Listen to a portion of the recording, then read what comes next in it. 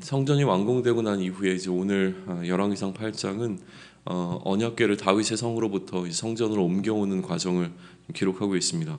솔로몬은 이스라엘의 모든 리더들, 장로들과 족장들을 이제 소집하게 되어지는데요. 이들의 소집은 마치 이스라엘 전체를 모으는 것과 같은 효과가 있었던 것으로 이전은 이야기하고 있습니다. 특별히 이제 이날은 절기였는데요. 이 절기를 장막절이라고 이야기를 하고 있죠. 장로들이 다 모이자 이제 제사장들이 언약궤를 메고 이동하는 절차를 밟아갑니다. 그래서 4절에 보게 되면 이제 율법이 정한 그 방법대로, 율법이 아니라 그 하나님께서 말씀해 주신 그 방법대로 이 언약궤를 옮기고자 하는 그 흐름들을 좀 볼 수가 있고요. 특별히 출발할 때 숫자를 셀 수 없을 만큼의 규모 있는 제사가 좀 드려지게 되어집니다. 나중에 이제 성전을 봉헌할 때 드렸던 그 제사와 비교해 보면 아마 그 규모 정도의 어떤 이 제사가 드려지지 않겠는가라고 추측을 해볼 수 있는 부분이기는 합니다. 지성소의 그 그룹들을 놓았었는데요. 이 지성소의 두 그룹의 그 날개 아래 이 언약궤를 놓게 되어지죠. 그렇게 놓였을 때의 지성소 안쪽, 그러니까 성소에서 지성소를 바라봤을 때 그 언약궤를 양쪽에서 꿰고 있었던 그 채가 이제 보였다라고 기록이 되어집니다. 그럼 굳이 이 기록을 왜 남기는가에 대해서는 이제 구체적인 설명을 해주고 있지는 않지만 아마도 지성소는 아무나 들어갈 수 있는 공간이 아니었기 때문에 성소에서 지성소를 바라봤을 때 그 끝이 이제 보인다라고 하는 것은 언약궤가 그곳에 있다라고 하는 것을 그래도 알려주는 역할이 아니었을까라는 이제 추측만 좀 해볼 수 있습니다. 아울러 이제 해석적 어려움이 좀 있는 부분은 이 궤 안에 두 돌판 외에는 아무것도 없었다라고 하는 기록을 열왕기서 기자는 분명히 하고 있다라고 하는 사실인데요. 그렇다면 우리가 일반적으로 알고 있는 만나 항아리와 이 지팡이는 어디로 갔는가라고 하는 이 해석적 이슈가 좀 여전히 남아 있기는 합니다. 그것에 대한 이야기를 좀 나누기보다 지금 열왕기서 기자는 다른 것을 강조하는 것이 아니라 이 궤 안에는 하나님의 언약의 돌판만이 놓여 있었다라고 하는 것을 강조하기를 원한다까지는 이제 분명하게 우리가 얘기할 수 있는 부분이니까 거기까지 일단 나가서 좀 이야기를 진행해 보시면 좋을 것 같습니다. 의미 있게 다뤄져야 되는 세 가지 물건 중에서 지금 이 궤 안에는 하나님의 언약의 돌판이 있었다라고 하는 사실, 그리고 그것을 열왕기서 기자는 강조하고 있다라고 하는 것 기억하시면 좋겠고요. 그렇게 언약궤가 이제 지성소에 위치했을 때 하나님의 임재의 상징이었던 구름이 여호와의 성전에 가득하게 되어지고요. 제사장도 그 구름으로 말미암아 그 경외심이라고 하죠. 그 두려움을 느끼기 시작했던 것 같습니다. 그리고 여호와의 영광이 이 성전에 가득함을 또 경험하게 되어지죠. 마치 이 성막이 지어졌을 때와 마찬가지의 그 장면이 지금 연출되고 있습니다. 그러자 이제 솔로몬이 연설을 시작하게 되어집니다. 그러면서 솔로몬은 이 성전을 하나님께서 영원히 계실 처소라고 이야기를 하고요. 또 솔로몬은 다윗의 언약이 성취되었다라고 하는 사실을 온 이스라엘 가운데 선포하게 되어집니다. 그러면서 15절부터 다윗의 언약에 관해서 다시 한번 이제 재언급을 하게 되어지죠. 기본적으로 이제 솔로몬의 스토리 가운데서 이미 그의 선대왕이었던 다윗에게 주어졌던 언약이라고 하는 것은 굉장히 중요한 위치를 좀 차지하고 있습니다. 그리고 이러한 다윗의 언약에 따라서 이 성전을 건축한 자가 바로 자신이라고 하는 사실을 선포하게 되어집니다. 연이어서 등장하게 되어지는 것은 이제 솔로몬의 기도이거든요. 솔로몬의 기도의 내용을 이제 보게 되어지면 아까도 얘기했던 그러한 어떤 그 다윗의 언약을 좀 염두에 두고 하나님의 신실하심이라고 하는 부분들을 강조하고 그 신실하심에 또 잇대어서 하나님께서 약속대로 이 왕위를 보존해 주실 것에 관한 간구를 하게 되어집니다. 꽤 긴 구절이 그러한 내용을 구성하고 있다가 30절로부터는 이제 이 성전을 향해서, 그러니까 29절과 30절을 보게 되면 이 성전을 향해서 구하는 비는 기도를 들어주실 것을 요청하는 내용이 포함되어져 있고요. 그리고 난 다음에 이제 31절로부터는 7가지의 기도 제목이 연달아 등장하고 있습니다.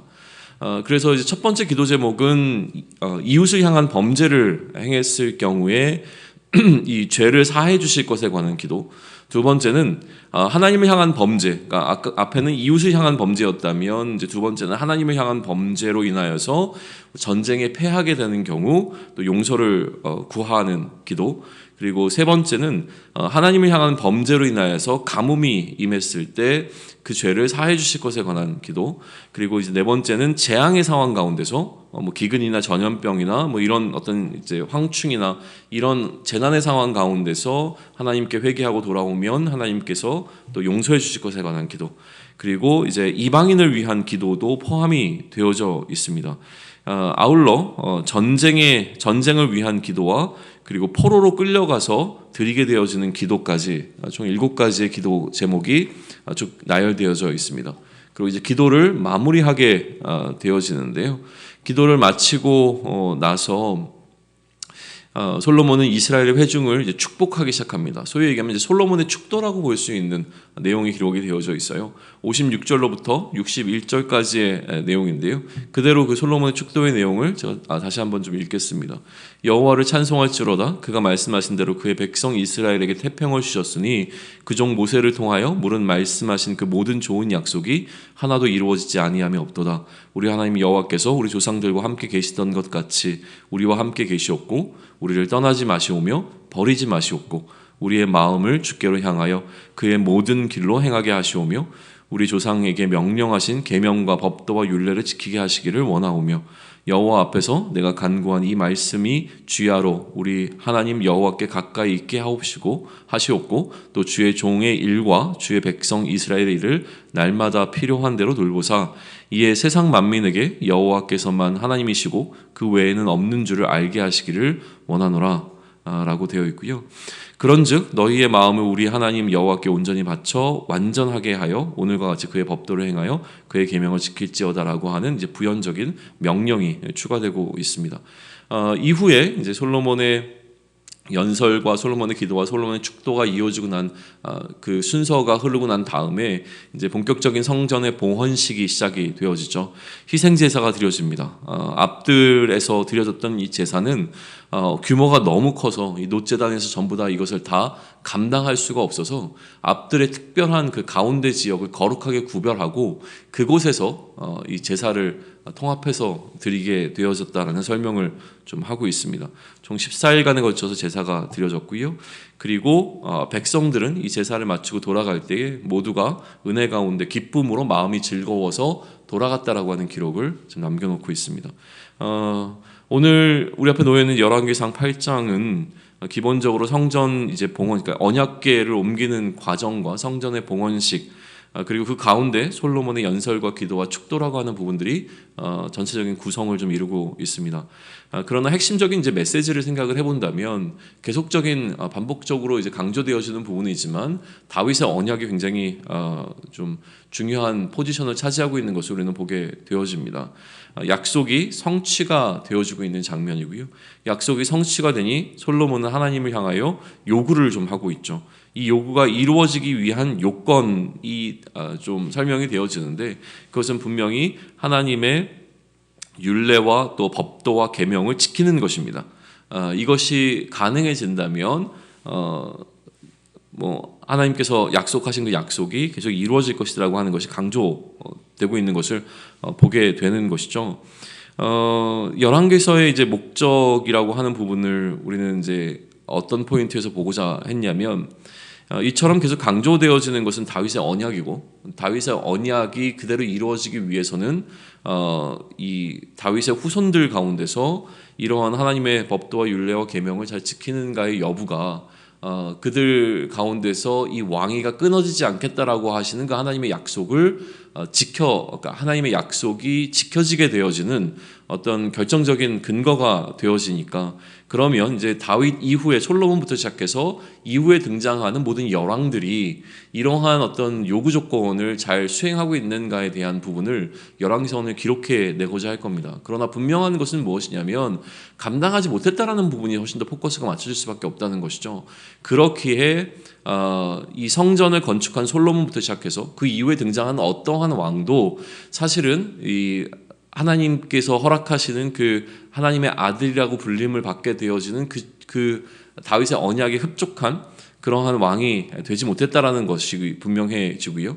그렇기에 그 약속되는 왕을 여전히 기다리게 되어지는, 그래서 오실 그 메시아를 기다리게 되어지는 이 여정으로 좀 넘어가게 되겠죠. 그래도 우선 오늘 이제 본문 속에서 우리가 그것과 아울러서 한번 고민해 봐야 될 것은 무엇이냐면, 열왕기서의 의도가 보여주고자 하는 것은 이 여러 왕들의 연약함들이라고 할지라도, 그러나 지금 이 포인트에서 성전이 봉헌되고 있는 역사적 기록을 우리는 가볍게 여겨서는 안 되겠죠. 굉장히 중요한 기록을 우리에게 전달해 주고 있습니다.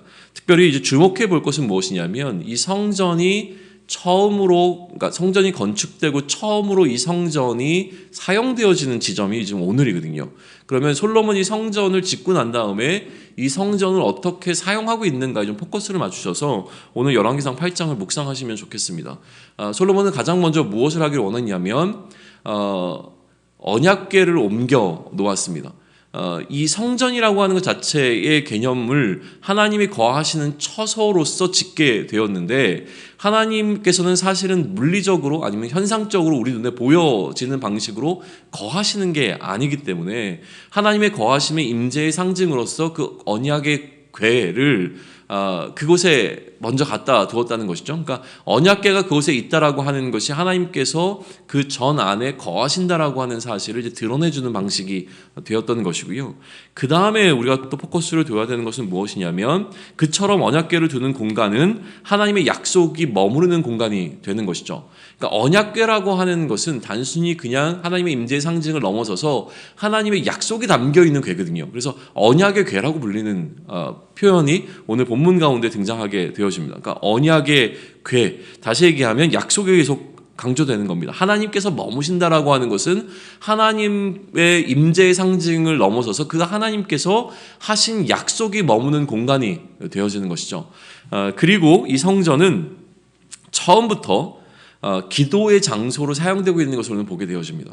솔로몬이 무엇이라고 얘기하냐면, 내가 하나님을 향해서 드리게 되는 이 비는 간구를 들어주실 것, 또 이 성전을 향하여서 나와 내 백성이 하나님께 비는 간구를 들어주실 것을 하나님께 요구하고 있다는 사실이에요. 그러니까 성전이 갖고 있는 용도는 기본적으로 오늘 두 가지, 그러니까 총 세 가지가 등장합니다. 첫 번째는 하나님의 약속이 머무는 공간입니다. 하나님의 약속이 기록된 궤가 머무는 공간이고요. 두 번째는 왕과 왕의 백성들이 하나님을 향하여 기도하는 장소입니다. 세 번째는 그렇게 하나님 앞에 나아가기 위하여 하나님께 제사 드리는 장소로서 성전이 사용되고 있는 세 가지 활용이라고 하는 부분들을 우리는 좀 묵상해 보면서, 그러면 오늘 이 시대를 살아가면서 성전된 우리는 어떠한 목적으로 존재해야 되는가라고 하는 사실을 좀 묵상해 보시면 좋을 것 같아요. 성전을 갖고 있는 본래의 이 세 가지 목적이라고 하는 하나님의 약속과 또 하나님을 향한 간구와 또 하나님을 향한 예배라고 하는 이 세 가지의 본질적인 목적이 오늘 우리의 삶 가운데서 또 내 안에서 실제로 그것이 일어나고 있는가라고 하는 부분들을 좀 점검하면서 성전으로서 우리가 감당해야 되는 역할들을 충분히 다시 고민하고 그 부분을 다듬어 나갈 수 있는 오늘이 되기를 소원합니다. 아멘.